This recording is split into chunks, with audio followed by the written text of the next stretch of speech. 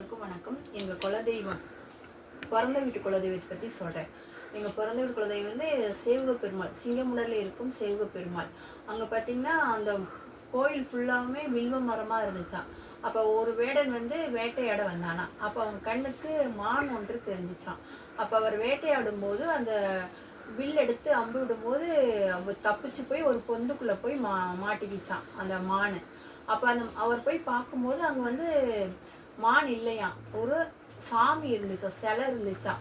அப்போ அவர் பார்த்தாராம். பார்த்தோன்னே அவர் சொன்னாராம், சேவுக பெருமாளை ஃபஸ்ட்டு அவர் தான் சேவுக பெருமாளைன்னு சொல்லி அந்த சாமியை எடுத்து இந்த கோயில் கட்டணும்னு சொல்லி கட்டினாங்களாம்.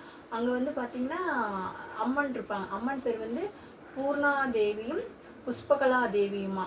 இந்த வைகாசி மாதம் 10 நாள் திருவிழாவாம். அப்போ பார்த்தீங்கன்னா 7ஆம் நாள் வந்து தான் திருவிழா நடக்குது, தேர் திருவிழா. அப்போ நாங்கள் எல்லாருமே போய் சாமிலாம் கும்பிட்டுட்டு எல்லாமே பண்ணிட்டு வருவோம். அதேமாரி அந்த வில்வ மரம் அங்கே இருந்தனால மற்ற கோயிலெல்லாம் சிவனுக்கு மட்டும்தான் அந்த வில்வ மாலை போடுவாங்க. ஆனால் அந்த கோயில் இருக்கிற எல்லா சாமிக்குமே வில்வ மாலை போடுவாங்களாம். அதோட சிறப்பு அதுதானா.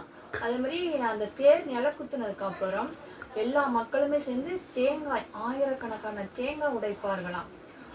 அது வரைக்கும் எனக்கு தெரியும். இப்போ வந்து பாட்டு, அந்த கோயில் பற்றி எனக்கு தெரிஞ்ச ஒரு பாட்டு.